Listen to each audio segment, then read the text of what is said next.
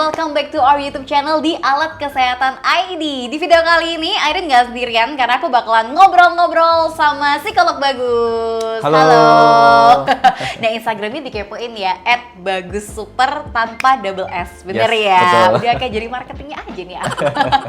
Nah, hari ini kita mau bahas tentang topik yang lagi anget-angetnya, lagi hangat-hangatnya di kalangan publik gitu ya, dimana akhir-akhir ini memang banyak sekali pasangan-pasangan artis yang ketahuan kalau ternyata si cowoknya selingkuh ya kan, terus ada yang selingkuh sampai katanya diduga KDRT dan Waduh. sebagainya. Ya. Nah, sebenarnya konteks selingkuh nih apa sih gitu kan, karena pasti relate juga baik itu buat sahabat Alkes yang mungkin masih cinta-cintaan, cinta monyet Waduh, mungkin, cinta. ataupun yang sudah berumah tangga. Betul. Kira-kira apa sih sebenarnya selingkuh ini? Dan sebelum video, jangan lupa buat like, subscribe, nyalakan lonceng notifikasi dan juga share video ini ke teman-teman kamu. Kita bahas di Airin's Room Talk, ngobrol-ngobrol santuy bareng Airin.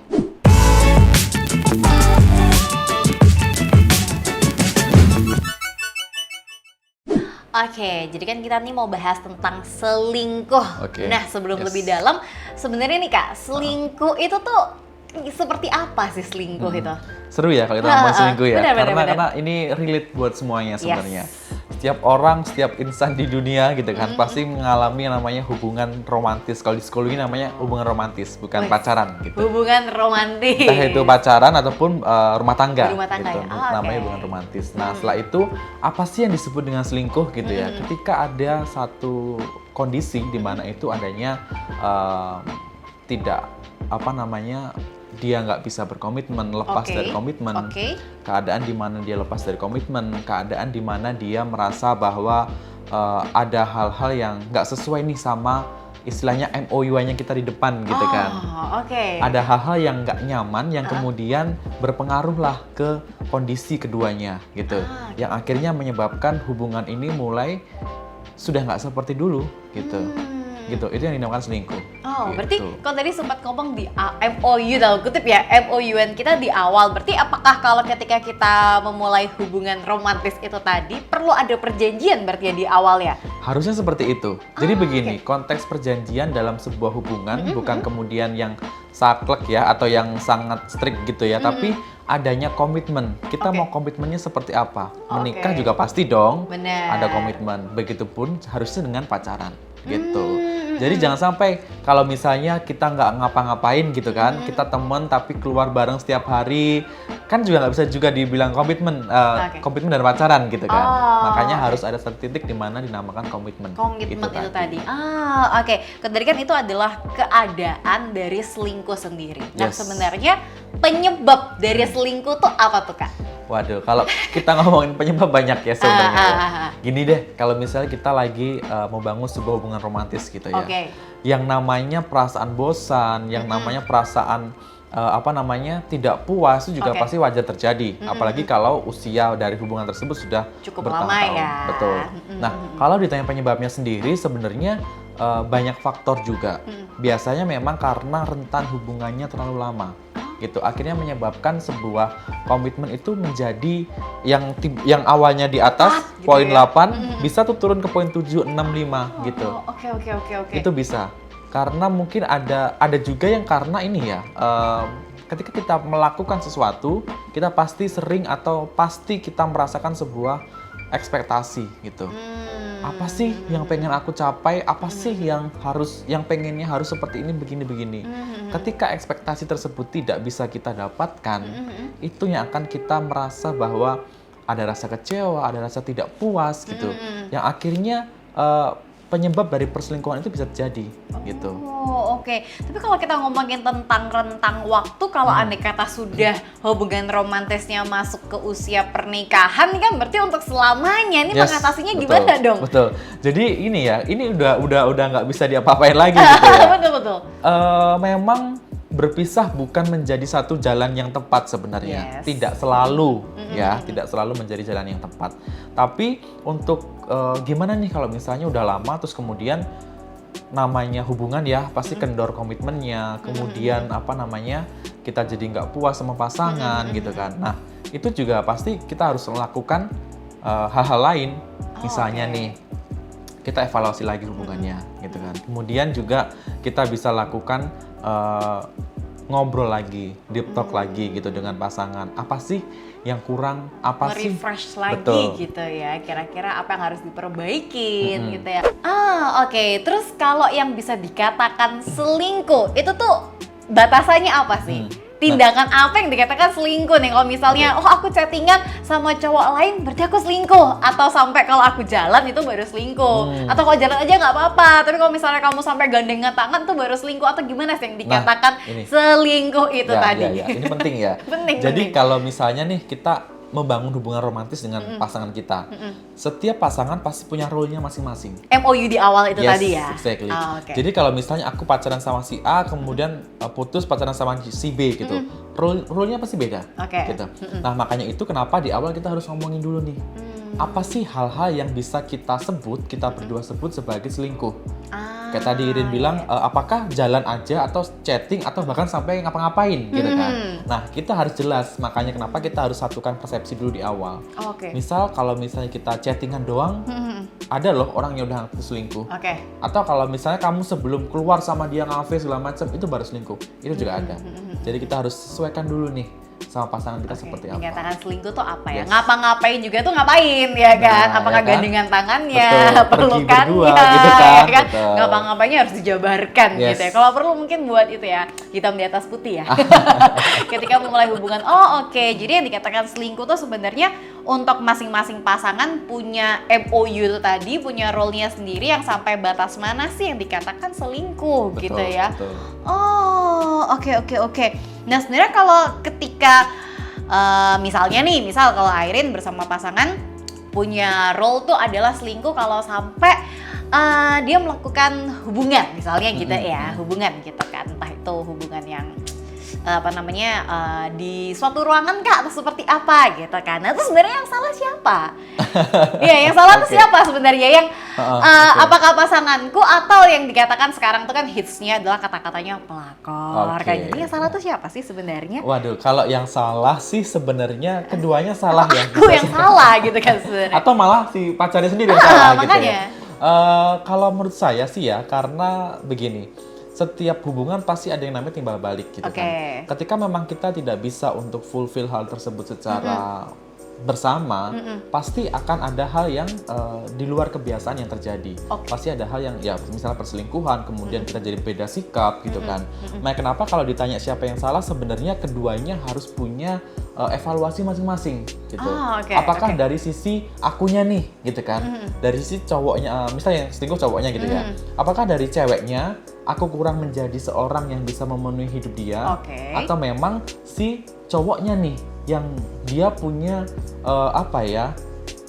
terlalu impulsif mungkin ya, atau oke, mungkin ada Maunya hal banyak ya, maunya banyak ada gitu. juga yang seperti itu gitu ya. Oke. Makanya kalau ditanya siapa yang salah, sebenarnya kita harus sama-sama saling koreksi ya. Oh, berarti kalau andai kata, motong dikit nih ya, kalau oke. andai kata tapi amit-amit ya gitu dalam suatu hubungan, lalu cowoknya yang selingkuh, kadang-kadang tuh kan orang melabeli si cewek ini adalah korban gitu kan. Berarti belum tentu ya cewek ini adalah korban. Sebenarnya belum tentu gitu. Bisa Tapi aja karena emang ceweknya yang salah, mungkin dia tidak keluar dari komitmen di awal, akhirnya cowoknya selingkuh, justru Bisa. dia juga salah gitu. bisa kayak gitu. Jadi apa yang kita lihat sebenarnya ketika di masyarakat begitu ya, sama kayak yang Irin bilang, ya itu pasti ceweknya yang salah gitu kan. Ya karena Cowoknya yang yang salah. gitu kan. Belum tentu, karena kan faktornya bisa jadi apa saja gitu. Oh, oke. Cowoknya pun juga misalnya dia nggak puas dengan hubungan itu, ataupun mungkin ada ekspektasi yang dia ternyata nggak sama dengan apa yang diharapkan di awal, bisa saja gitu. Jadi nggak selalu korban adalah orang yang terselingkuhi gitu. Oh gitu ya. Iya kan? Tapi bukan berarti kita juga membenarkan tindakan selingkuh dong. Yes, betul, nggak bisa dong. Iya. Lalu apakah selingkuh itu termasuk dalam toxic relationship? Wah, ini karena kan istilah toxic relationship itu juga jadi booming kata-katanya sekarang. Kalau kamu lihat red flag itu, ketika kamu PDKT pacaran ada red flag, udah jangan gitu kan. Apakah termasuk seperti itu, Kak? Kita harus lihat dulu nih toksiknya seperti apa yang dikatakan gitu kan. Yang namanya toksik berarti hubungan tersebut udah nggak sehat gitu ya. Entah itu untuk pasangan, untuk si cewek atau untuk cowok gitu. Intinya mereka sudah tidak sehat. Nah, ketika memang keadaan selingkuh ini sudah menjadi sebuah keadaan yang tidak nyaman di salah satu pihak atau semuanya, itu bisa masuk toksik gitu. Bukan hanya toksik itu kemudian dilakukan KDRT, kemudian pelampiasan segala macam gitu. Tapi ketika memang hubungan ini sudah tidak sehat, ya itu bisa masuk ke kategori toxic relationship gitu. Oh, tapi sampai sebatas mana kita bisa melabeli kalau hubungan itu tuh sudah nggak sehat nih sebenarnya? Oke, ketika salah satu dari mereka atau mungkin keduanya merasa bahwa kita ada yang salah nih, kita ada yang nggak bener nih, gitu. Mungkin gini ya, ketika toxic ini mulai terjadi, biasanya sih nggak dirasain gitu. Awal-awalnya ya. Awal-awalnya begitu. Oke. Nah, bahkan sebenarnya juga beberapa lama pun juga kadang nggak dirasain loh. Ada beberapa orang yang konsul dengan saya seperti itu, gitu. Dia baru ngeh kalau ini toksik karena mungkin ada temennya yang ngomong, dia curhat ke temannya cerita gitu. Karena begini, biasanya mereka yang berada di dalam suatu hubungan toksik, mereka nggak ngerasa karena memang apa ya? Cinta banget gitu. Bisa juga keadaannya seperti itu kemudian masih membutuhkan dia, perasaan untuk memilikinya terlalu tinggi sehingga ini nggak toksik kok, ini memang salahku. Misalnya gitu. Oke. Jadi akhirnya malah sebenarnya yang misalnya nih ya yang laki tuh suka melakukan kekerasan tuh berarti bisa dikatakan kan masuk toxic relationship. Betul. Tapi ternyata yang cewek nggak ngerasa karena ya dia butuh kasih sayang dari si cowok itu. Mungkin dia ngerasa oh biasa aja kok kekerasan terjadi karena aku yang salah gitu ya. Malah menyalahkan diri sendiri ya. Oh agak serem juga ya Gitu. sebenarnya ya. Dan bisa juga si ceweknya nggak merasa bahwa itu adalah sebuah kekerasan. Itu adalah mungkin satu keadaan Love language-nya dia gitu. atau mungkin ya memang pantas aku terima kayak tadi gitu. Karena dia merasa dianya yang salah ya si Betul, cewek ini. betul. Oh, sebenarnya agak-agak ini juga ya, agak rancu ya sebenarnya ya. Tidak ada seperti matematika yang kalau 2 ditambah 2 sama dengan 4 ya dalam suatu hubungan apa tadi romantis itu tadi. Alright, lalu kalau andai kata kita sudah merasa wah ini toxic relationship, ini sepertinya ada apa namanya tindakan selingkuh, apa nih yang harus dilakukan? Baik dari si yang melakukan selingkuh itu tadi ataupun yang tanda kutip seringkali kita katakan korban dari perselingkuhan itu gimana? Apa yang harus? Oke, yang harus dilakukan biasanya adalah yang pertama kita harus kenali dulu nih. Ini sudah masuk ke tipe-tipe selingkuh atau bukan gitu loh. Karena tipenya banyak gitu kan. Apa tuh? Tipe-tipe selingkuh tuh biasanya ada di mana selingkuh tuh bisa ada salah satu teori gitu yang bilang kalau bisa selingkuh secara seksual dan juga bisa selingkuh secara emosional atau campuran keduanya. Gitu. Gimana tuh bedanya tuh? Jadi kalau misalnya selingkuh secara seksual berarti mungkin ada hal-hal terkait dengan kehidupan seksual di suami istri yang mereka tidak mendapatkan kepuasan atau tidak sesuai dengan ekspektasi. Jadi mereka selingkuhnya hanya untuk melakukan hubungan intim aja gitu. Tapi kalau hubungan selingkuh secara emosional bisa aja mungkin karena tidak adanya ikatan secara emosional seperti kasih sayang, perhatian yang didapatkan. Sehingga dia cari orang lain untuk diajak jalan, diajak cerita gitu ya. Yang memenuhi kebutuhan secara emosional dia. Tapi nggak sampai ke yang seksual itu tadi. Betul. Tapi kalau gabungan ya berarti dia melakukan kedua hal tersebut. Bisa gitu ya ternyata ya. Bisa gitu. Oke, dan apa yang harus kita lakukan ketika ada di titik yang salah satunya selingkuh, yang salah satu jadi korban diselingkuhin gitu? Kita harus sadar dulu nih gitu kalau kita berada di situasi yang mana? Ya, dan juga situasi yang toksik tadi ya, perselingkuhan itu gitu kan. Karena setelah itu kita bisa kemudian melakukan diskusi dulu, kita ngobrol dulu gitu ya. Jangan kemudian tiba-tiba kita ngegapin dia nyari kemana gitu kan, seru ya kayak biarin rame di sosmed jangan ya. Terus tapi kiranya kan ini masalah privacy, jadi lebih baik ketika kita obrolin dulu nih apa benar apa yang aku rasain ini beneran terjadi gitu. Apa benar kamu selingkuh, apa benar kamu begini gitu. Lakukan deep talk dulu gitu kan, komunikasi, evaluasi terhadap apa sih sebenarnya yang terjadi di hubungan kita. Bukan kemudian dengan menghakimi dia, kamu selingkuh ya, kamu berikan sama dia gitu, bukan kayak gitu. Tapi lakukan I statement namanya. Jadi kita ke diri kita sendiri dulu. Aku ngerasa kok hubungan kita mulai sekarang berbeda ya. Aku ngerasa kok kamu jadi sering pulang malam ya sekarang, kayak gitu. Kemudian kalau dengan seperti itu kita akan menstimulus pasangan untuk juga berpikir. Kalau kita udah nuduh kamu selingkuh ya pasti akan ada defense gitu. Pasti nggak ada dong ya maling yang teriak maling kan gitu ya. Gitu, lakukan itu dulu. Kemudian kita kalau misalnya memang tidak ada titik temu atau mungkin dia tidak ngaku padahal sudah ada bukti, baru kita ke tindak lanjut berikutnya, misalnya mungkin dengan mengadakan mediasi, gitu ya, dengan mediator tentunya kayak gitu. Jadi emang yang paling penting adalah komunikasi ya, kunci awalnya itu Betul. adalah jangan sampai ternyata awalnya mungkin kita menduga dia selingkuh, tapi ternyata enggak loh, kita Betul. salah gitu kan. Harus dikomunikasikan dulu apa sih yang ada di pikiran kita nih, bener apa enggak gitu. Yes, Nah, betul. lalu dampaknya kalau dalam suatu hubungan romansa ini tadi, romantis ya, dalam Romantis. sebuah hubungan romantis nih ada salah satu pihak yang selingkuh, dampak ke korban ataupun yang melakukan selingkuh itu apa tuh Kak? Sebenarnya kalau ke korban, dia bisa ini ya, si korban akan pasti akan merasa nggak enak, kemudian hidupnya nggak nyaman, stres, bahkan bisa sampai depresi, begitu. Hal-hal tersebut kan sudah jadi satu peristiwa traumatis, di mana hal ini menyakitkan, mengecewakan, membuat marah, begitu. Nah, bukan tidak mungkin ketika nanti ke depannya, di masa depannya gitu, dia ada mungkin stimulus ataupun hal-hal yang menyangkut terkait dengan perselingkuhan, itu akan kembali untuk mengingatkan dia kepada hal-hal yang buruk. Akhirnya apa? Ketika dia ingat tentang hal-hal yang tidak menyenangkan tersebut, bisa timbul nih respon-respon fisik seperti jadi pusing, jadi mual, jadi merasa panik, cemas, takut, begitu. Nah, ini yang harus diperhatikan, karena ketika memang ini berlanjut sampai lama, itu bisa masuk ke keluhan anxiety gitu, atau kecemasan, gejala kecemasan, begitu.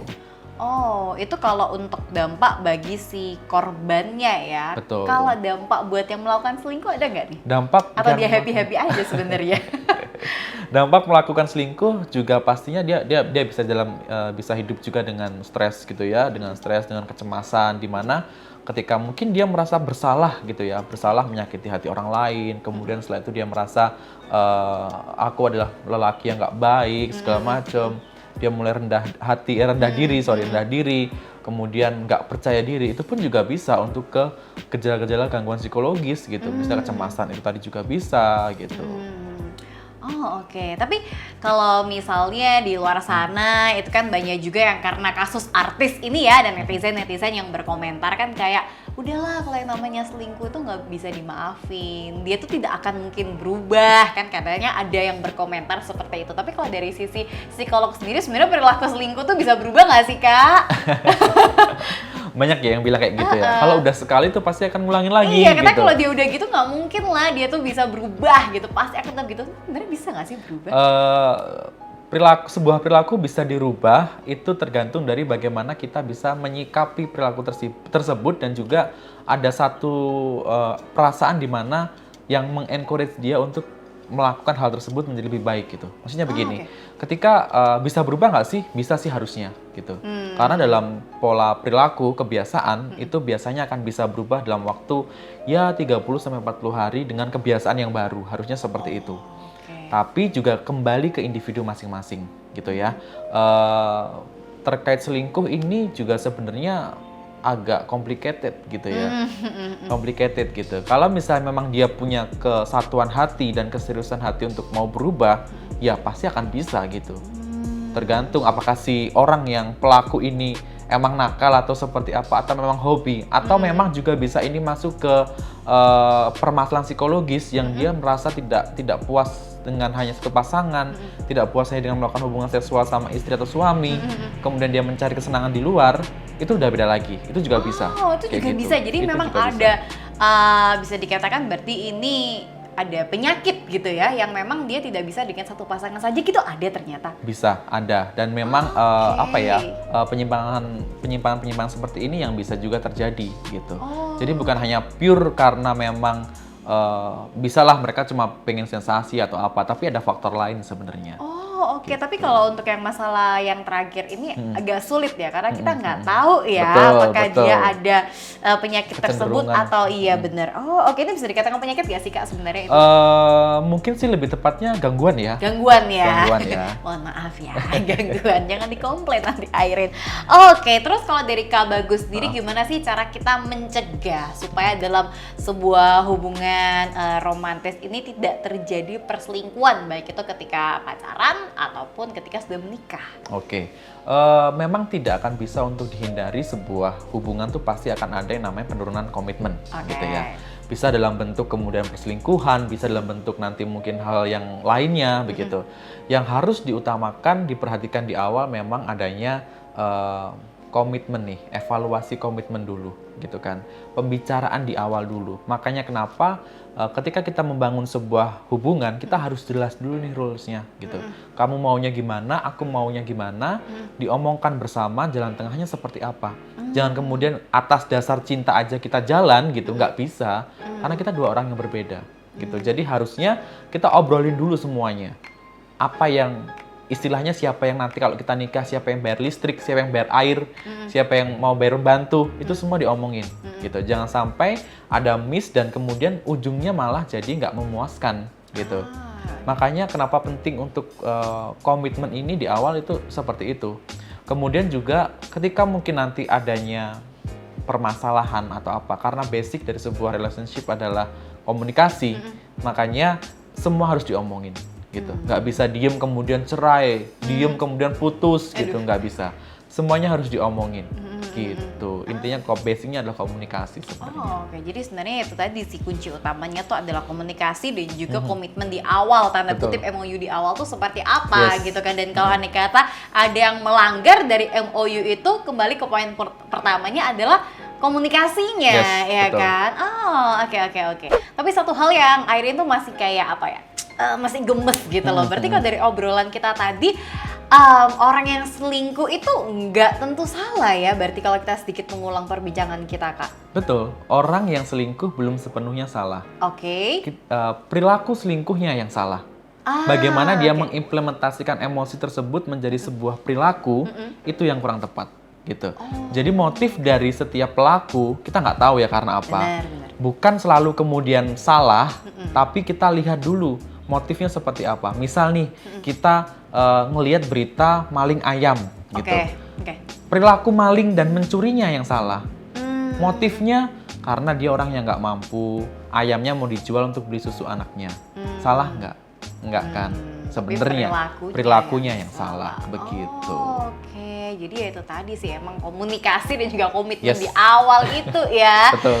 Dan sekali lagi kalau misalnya ya amit-amit, tapi andai kata ada tahu teman kita yang mungkin pasangannya selingkuh atau mungkin teman kita yang selingkuh, nah kita juga harus lihat dari sisi pasangannya ya kan, karena bisa jadi siapa tahu pasangannya yang yang memulai dia berbuat ulah salah gitu kan, yang akhirnya pasangannya pun merasa tidak nyaman seperti itu ya, dan akhirnya muncul motif-motif dan juga perilaku selingkuh, tapi perilakunya yang salah gitu kan. Betul.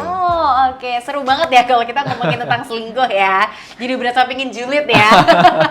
Thank you banget buat Kak Bagus untuk informasi-informasinya. Semoga next time kita juga bisa ngobrol-ngobrol lagi ya. Mungkin kita ngobrolin tentang relationship lagi, asik nih kayaknya. Seru kali ya. Banyak yang akan kita kuak gitu ya. Iya, boleh. Thank you so much. Sama-sama. Anyway, thank you Sobat Alkes for watching. Jangan lupa buat like, subscribe, nyalakan lonceng notifikasi, dan juga share video ini ke teman-teman kamu. Plus follow Instagram kita @alatkesehatanid_official. Dan kalau misalnya nih kamu juga mau konsultasi sama psikolog Bagus juga boleh banget. Instagramnya di @bagussuper, S-nya 1, atau enggak bisa WhatsApp di nomor berapa nih Kak? Boleh di 081 2323 24 839. Yes, sekarang juga konsultasinya bisa via online ya bersama Kak Bagus. Kalau andai kata ada permasalahan tentang mental health seperti itu atau hubungan dengan pasangan juga boleh ya kan. Anyway, kalau misalnya kamu ada request pingin Irene bahas apa lagi nih tentang kesehatan atau tentang psikolog, mau ngobrol-ngobrol lagi sama Kak Bagus juga boleh banget. Tulis ya request kalian di kolom komentar, nanti sebisa mungkin bakalan Irene buat videonya. Thank you for watching, sampai ketemu di video selanjutnya. Bye.